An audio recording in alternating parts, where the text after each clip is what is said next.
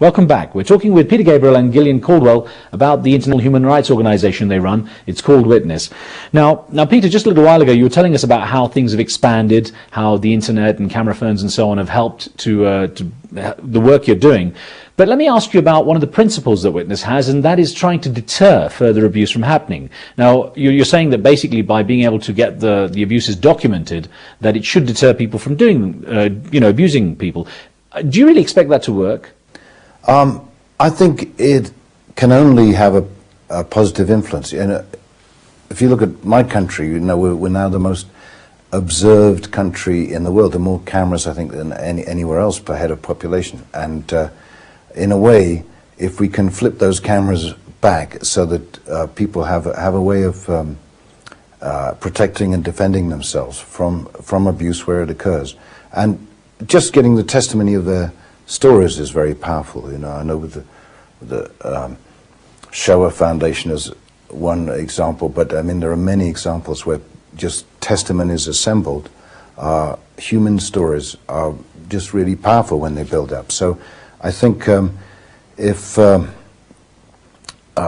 we can help facilitate that and encourage the spread of mobile phones where we can, all sorts of things will happen. And I mean, the emancipation of women around the world, I think, is going to partly be triggered by the spread of the mobile phone. Well, Gillian, has there ever been any backlash from this kind of work? Because, as with journalists, for example, sometimes just being there and filming things, we become targets because we could be seen as providing evidence. So doing this kind of work, getting people to go out there and film stuff, has there been any backlash from it? Well, you raise a good point, of course, because there's always a concern that safety and security may be jeopardized when you take a higher profile look at the issues. And really what we're trying to do is to create a global platform from which our human rights partners can articulate themselves and can shine a light on abuse.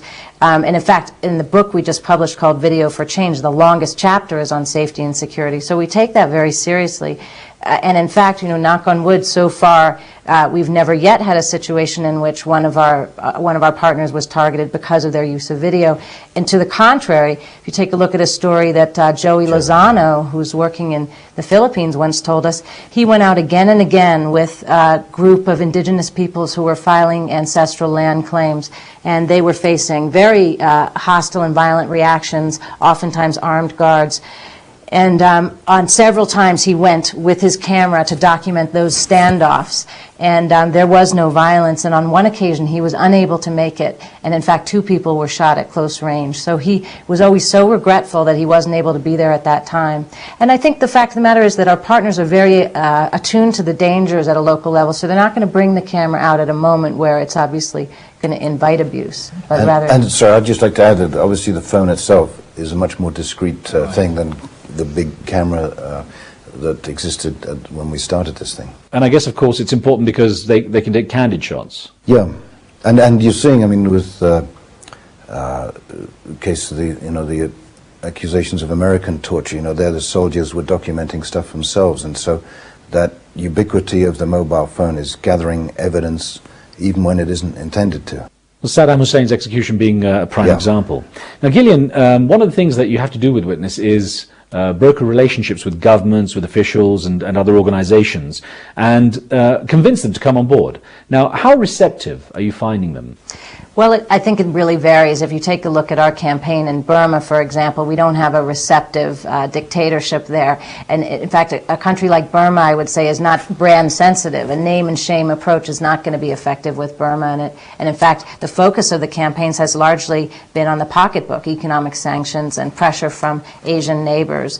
Whereas in other instances, take Paraguay as an example, that was a government that was very receptive to addressing the situations that they were confronting. In Mexico, we recently secured the release of David Mesa, who was tortured into confessing to the rape and murder of his cousin. Many, many women have been murdered and disappeared in Ciudad Juarez in Chihuahua, and he was just one of those many. We did ultimately secure the release, and we're hoping the Mexican government will redress what is an ongoing and very systemic problem. Well, Peter, there we were mentioning a number of countries, and it's amazing how far it has expanded. The Witness idea has expanded across the world, isn't it? Yeah, but it's still the tip of the iceberg, unfortunately. So our dream is that this hub, by making it available to everyone, and the hope was always that Witness would be a sort of service for everybody, you know, rather than trying to mark out its own bit of territory in the human rights movement. And hopefully with this hub we can do that. Well, as you say, cameras are much more widespread now, even in phones. And I guess, you know, people just have access to their own cameras. But when you first gave out the video equipment as part of the Witness project, how did you pick the people that you were going to give them out to? Well, you should probably answer that. Yeah, so we have applications for partnership, and we always ask in the application how people heard about us. And in fact, most people hear about us through the human rights community or the web. Those are the two ways that we get most of our applicants. And as I said earlier, the focus is really on identifying the smartest, most effective groups, the issues where we think video can make a difference and have a catalyzing force, and to have a sort of a holistic snapshot of what we see as some of the most pressing issues on a global scale, and a diverse range of issues, so we really do represent not just a single strand of human rights problem, but...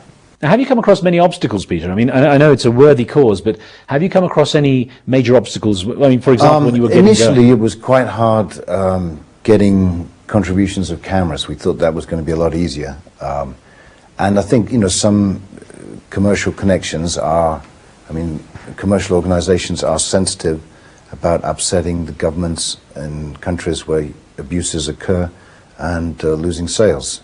I mean, Reebok, you know, I had a lot of respect for, because when they funded us and some other human rights activity, they lost some contracts in some countries. But that is a difficulty. I think there's more of a willingness, I think, for business to get involved in social action now, but it's a slow process. And in terms of getting ordinary people involved, getting them on board as well, because the people you've mentioned, as you said, they had a vested interest, they had experience in the human rights field already. When it comes down to ordinary people, how do you convince them to come on board? I mean, how do they contact you, first of all? Well, at witness.org is our website, and that's the best place to learn about what we're doing and to get involved. You can become a member for free and subscribe to the newsletters, which will include all the campaign alerts. Frankly, this is an area where I really think we have to do much better. Our web traffic is steadily growing, but in fact, our user participation in our online calls to action, while growing, is still very marginal, maybe between 100 and 200 responses to a single call to action.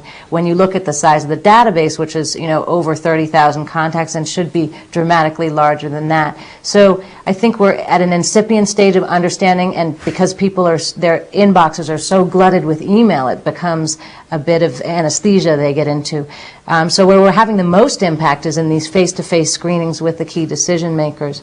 But this is also why we think so seriously about partnering with organizations like Amnesty that have millions of members worldwide and that aren't producing as much visual media, so they can be using the media we're creating, again, rather than duplicating core competence. And Peter, when it comes to your sort of star pulling power, I guess you can use that to get the message out there in a much broader way. What ideas do you have for that? Not a whole lot. I mean, we do some fundraising events, and they've grown up and got bigger, and I think once the hub is up and running, which will happen this summer, I'm sure we'll do some launch. We do have one initiative afoot. Since it is our 15th anniversary in 2007, we're actively seeking 15 previously unreleased tracks from 15 high-profile artists and 15 concerts, which would, you know, we would be the designated beneficiary. So that will serve both in economic terms to help support the work, but also because we'll look for a diversity of artists on a global scale to get us out to many new audiences. And I think because of Peter's involvement and Reebok's involvement, we've always been an organization that looks very actively at the broadest range of potential allies. Gillian Caldwell and Peter Gabriel, thank you very much for taking the time out to talk to us. We wish you luck with the project. Thank you. Thanks so much. And that was Peter Gabriel and Gillian Caldwell speaking about the work of their human rights group Witness. After the break, a group of comedians of Middle Eastern descent who are making fun of life in America after 9/11 and taking their comedy online. Stay with us.